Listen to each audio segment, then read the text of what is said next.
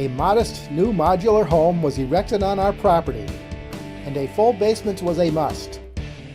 It was important for practical reasons, like keeping the furnace, utilities, and plumbing easily accessible.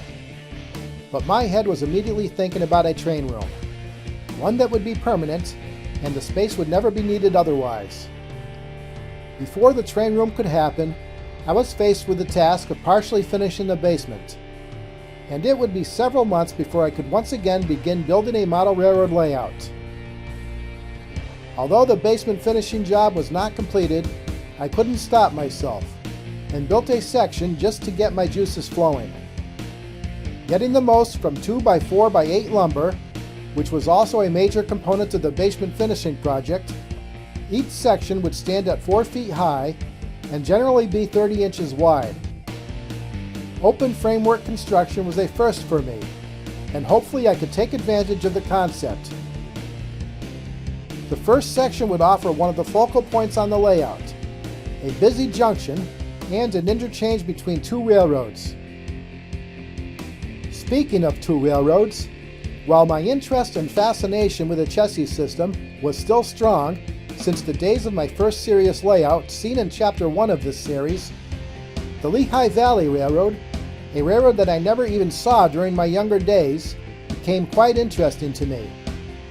That was likely due to a great color photo I saw showing a pair of Lehigh Valley Alco C628s in the Snowbird paint scheme. Something clicked, and I have been a Lehigh Valley fan ever since. In the years shortly after the layout seen in Chapter 1, N-scale products improved by leaps and bounds, as the demand from aspiring model railroaders who were dealing with smaller spaces or had dreams of a model railroad empire put pressure on manufacturers to offer more. The result was competition, and as one company made improvements to quality and detail, another company would be forced to keep up or face declining sales. Another bonus to the continued increase in the popularity of N-scale was more choices, in everything from road names to locomotive models to scenery. In my world, Atlas led the way, and was without a doubt the #1 maker of most of my engines, rolling stock, and track. Despite not having a layout for an extended period, as products were released and struck my fancy, I would buy them. When the day came for another layout, I would have much of what I wanted to see running. Sure enough, during those years, Atlas would release the Lehigh Valley C628s, as well as chassis GP30s. Yes, and yes. Atlas also broke new ground with the release of quality and more realistic Code 55 track products, including flex track and reliable turnouts. Along with Atlas, Microtrains was also taking a fair share of the market, with some decent and well-detailed rolling stock. Lifelike, and new to the N-scale market in 1994, Intermountain Railway also produced some quality products at competitive prices. Although still offering products and improving their quality, Cato and Concore were starting to take a back seat. Atlas and Microtrains were offering many more options that appealed to N-scalers modeling North America's railroads. My track plan would consist of a double-track Lehigh Valley mainline during the early 1970s, and a mostly single-track Chesapeake and Ohio line, which would be in the early chassis system era of roughly the mid to late 1970s.